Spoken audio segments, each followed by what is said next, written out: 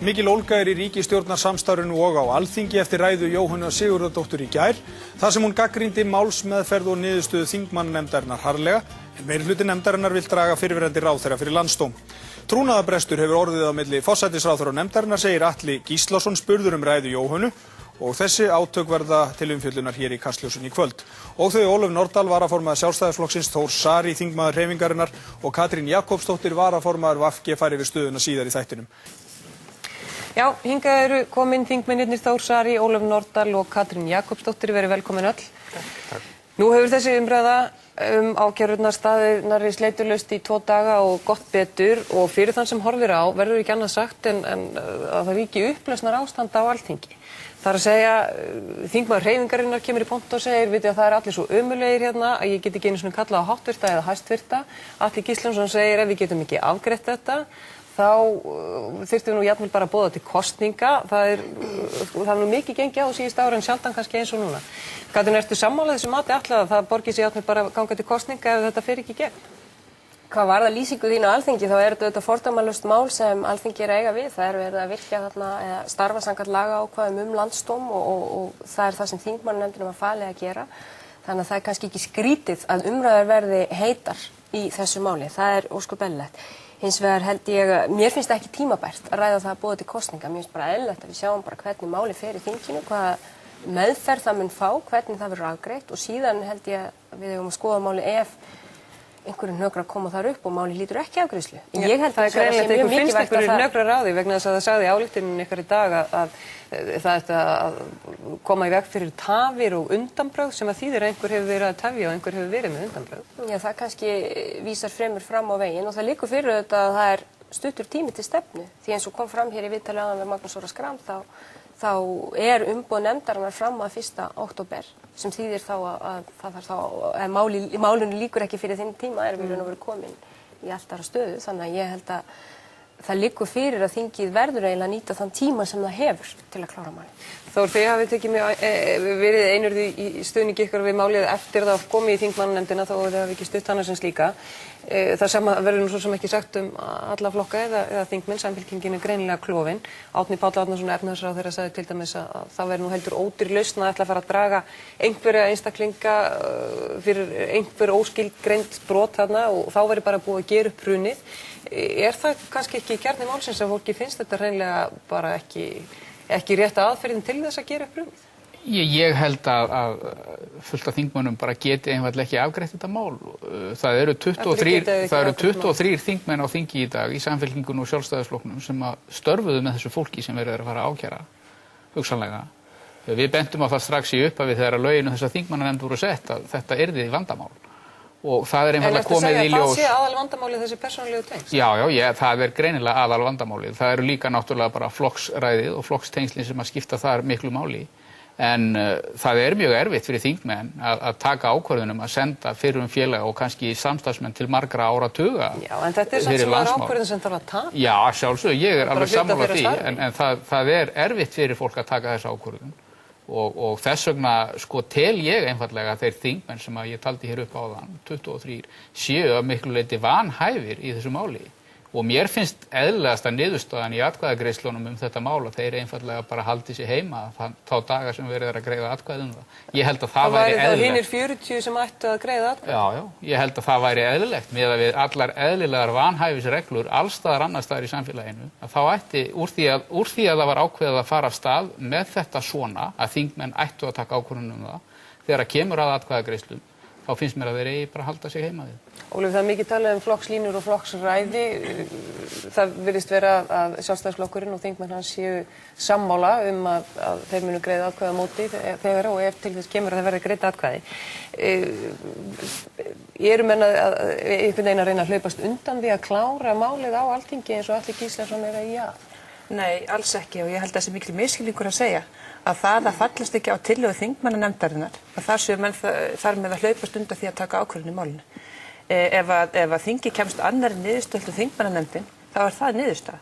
Það er niðurstaða sem þingi hefur tekið og hún er alveg jafn gild og svo niðurstaða sem Atli Gíslason hefur talað fyrir og talað mikið í þingmannanefndinni. Varðandi flokksræði, það verði nú að segja það að það kemur mér töluvert mikið á óvart. Atli Gíslason skuli tala með þeim mætti svo hann gerir í dag. þegar að ljós kemur að þingmenn Samfylkingarinnar hafa aðra skoðun heldur þingmennir í nefndinni. Og þá verð ég nú að segja, hann þá ekki einmitt að tala fyrir flokksræði þegar hann talar með þessum hætti? Þetta mál þar sem hver og einn verður að gera upp hug sinn á grundvelli þeirra laga sem gilda. Okkar skoðun sú að rannsóknarnefndin og þær niðurstöður sem þar komu fram eru mjög merkar. Ég vil nú gera athugasemd við það sem Magnús Orri Schram sagði hér áðan, varðandi okkar niðurstöðu, okkar fulltrúi í nefndinni. Þær bókuðu sérstaklega að niðurstaða rannsóknarnefndarinnar stæði sjálfstætt og það er mjög mikilvægt. Síðan er það allt annað mál, hvort að menn telja þessar ávirðingar sem að nefndina leggja hana fram séu refsiverðar og því höfnum við algjörlega sjálfstætt. Nú, hvað með þá hugmynd? Það vissulega, það eru mjög sterk persónuleg tengsl á milli hluta þingmanna og allt það og væri það möguleiki að þeir 40 sem ekki störfuðu með þeim, þeir bara takju ákvörðunum? Sko það er alveg rétt að þetta er þannig vinnustæður að það er mikil tengslu milli manna innan flokka en það er ekki síður á milli flokka. Og ég held að það sé líka pólitískir andstæðingar ef við höfum orðað með þeim hætti sem ætti þá að taka ákvörðun ákæru hendur fyrir þá andstæðingu sínum ættu alveg jafn erfitt með þeir sjálfu sér. Þannig að mér finnst það nú ekkert endilega rök í málinu þótt þetta sé pólitískir samherjar. Þetta er bara hluti sem að Alþingi hefur nú fengið, það verið að leysa úr læðingi hér löggjöf sem hefur ekki virkið í 100 ár, alveg frá því hún var sett og var þetta hugsun sem byggir leiðarhemill við aðstæðum sem hugsanlega geti komið uppi þegar skýr brot er það ræða. Þannig að ég held að þessi nú ekki hægt að halda því fram að þingmenn treysti sér ekki til að taka á þessu máli. Menn verða bara að komast til þeirri niðurstöðu sem þeir telja vera rétta og þeir sem eru á þeirri skoðun að refsiskilyrði sé ekki uppfyllt og þeim sé ekki fullnægt, þeirra skoðun auðvitað er með alveg jafn rétt í huga þeirra sem því halda fram og hinna. Já, það þarf nú svo sem engan starffræðing til þess að telur hausa að þetta stendur mjög tæpt að það sé meirihluti fyrir ákærunum. Skúli Helgason sagði til dæmis að það hefði verið mistök að stofna nefndina. Heldur að menn hafi ekki alveg gert sér grein fyrir því hverja niðurstöðurnar gætu verið? Hvert þetta myndi leiða? Ég held að þetta sé kannski einn af lykilatriðum málsins og að því að Atli setur fram sína gagnrýni hér áðan, þá snýst hans gagnrýni kannski fyrst og fremst það að það er svona verið að líta til nefndarinnar og gagnrýna hennar störf, ekki endilega tillöguflutning nefndarinnar. Þar er ég alveg sammála um það að þar tekur fólk afstöðu. En ég hins vegar lít svo á að þegar þessi nefnd er skipuð þá er það þannig að þetta er bein afleiðing af rannsóknarnefndinu og þetta geti þegar í raun og veru frumvarpið rannsóknarnefndina er samþykkt að það þurfi meðal annars að skoða ábyrgð ráðherra út frá þessum lögum. Síðan, fyrir ári síðar, undir lok árs 2009, þá er þetta samþykkt, þetta frumvarp forsætisnefndar. Þingmenn hreyfingarinnar, 3 talsins gera þó athugasemdir og sitja hjá, en að öðru leyti er frumvarpið samþykkt samhljóða. Þannig að það mátti náttúrulega öllum vera ljóst að þar kæmu til álita þessi stóru mál ráðherraábyrgð og landsdóm. Hins vegar held ég að það sé ósköp eðlilegt líka að fólk og kannski hefði það átt að ræðast betur þá hvort að sé ástæða til að endurskoða þetta fyrirkomulag og það er eitt af því sem þingmannanefndin leggur til. Það þurfa að endurskoða. Annað sem ég finnst þurfa að koma svolítið fram í þessu máli varðandi það sem allir er að tala um hugsanlega kosningar eða ekki. Það var kosið hér vorið 2009. Það hafði orðið hér hrun, menn voru ekkert með það á hreinu hvað hefði gerst og hverjum það var að kenna. Svo kemur skýrsla rannsóknarnefndar Alþingis. Það er skref í þá átt að gera upp hrunið og finna út hvað gerðist. Nú hefur Alþingi sjálft skilað af sér niðurstöðu það hvað gerðist og hverjum það hugsanlega er að kenna. Kjósendur, þeir eiga hendingu á því núna við þennan tímapunkt að fá að segja til það hverjum þeir treysta til að stjórna landinu núna þegar það liggur ljóst fyrir hver gerði hvað og hvenær hann gerði það. Þannig að þú myndir líka áfætti kosningar strax á þeim kosningum í síðustu kosningum þá vissi enginn. Já, að sjálfsögðu. Nú er þetta komið á hreint hvað gerðist og hver gerði hvað.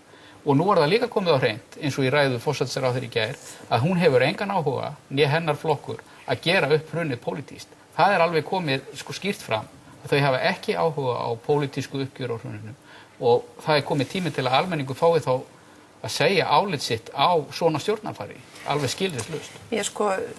Við verðum að gera greinum á pólitíska ábyrgð og lagalegri ábyrgð. Landsdómi hefur ekkert annað verkefni það að dæma eftir gildandi lögum og það eru refsilög. Og þar gilda náttúrulega sjónarmið refsiréttarins og sakamála réttarfars. Þar verður ekki dæmt á grundvelli pólitískra hugmyndafræði. Það er mikill misskilningur. Og ég verð líka að segja það að þeir aðilar sem voru í ríkisstjórn, þessari ríkisstjórn frá 2007 til 2009, flestir þeirra ráðherra hafa nú horfið á braut. þeir hafa hætt afskiptum af pólitík og þeir hafa látið af störfum fyrir sína flokka. En er það nóg? Nú sagði Pétur Blöndal það mitt í dag, þeir eru búnir að axla sína ábyrgð, og Sigurður Kári sem að leiðist, það er enginn þeirra í embætti lengur, embættismissurinn og niðurstaða rannsóknarnefndarinnar er nóg. Það eru 8 ráðherrar ennþá á þingi sem að voru ráðherrar í þessari stjórn.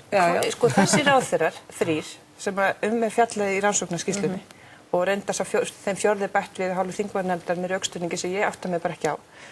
Þessi 3 ráðherrar, þeir eru fá þar á sig niðurstöðum vanrækslu.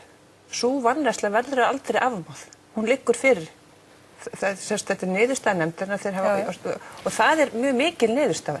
Síðan eru við hér að tala um það hvort þeir eru þar eða ekki að hljóta refsingu sem getur verið fangelsisvist og þar verður við, eins og ég vil orða það, að varpa á okkur pólitísku skikkjum og fara að hugsa með öðrum hætti. En þá langar mig aðeins að klára vegna þess að þú ert búin að svara því. Hugsuðu menn ekki málið til enda þegar nefndin var skipið að þetta getur orðið niðurstaða? Jú, en enda er í breytingartillögunum sem lagðar voru fram við þessa, með þessum lögum frá 2008 segi, rannsóknarnefnd, þingmannanefndinni veittar heimildir til framhaldsrannsókna. Hún hafði slíkar heimildir, hún nýtti þær ekki. Hún ákvað hins vegar að taka niðurstöður rannsóknarnefndarinnar eiginlega eins og þær komið fyrir og yfirfæra þær yfir á ákærur. Og þar með finnst mér vera brotdölum í málflutning þingmannanefndarinnar. Og mér finnst nú að þingmannanefndin verði að þola það að slík gagnrýni komi fram. Hún verður að þola það, vegna þess að þetta er málefnileg gagnrýni, reist á lögum í landinu og menn verða bara að taka því að það sé gagnrýnt. En þetta, sko þessi niðurstaða, það er alveg hárrétt að þetta snýst í raun og veru lagalega ábyrgð. En það er hins vegar gert ráð fyrir ekki bara beinhörðum brotum eins og þau eru þekkt til að mynda kannski úr þessu Tamílamáli sem oft hefur verið vitnað til sem kannski er svona skýrt dæmi brot sem er framið af ásetningi þar sem ráðherra er upplýstur af embættismönnum sannanlega tiltekin mál.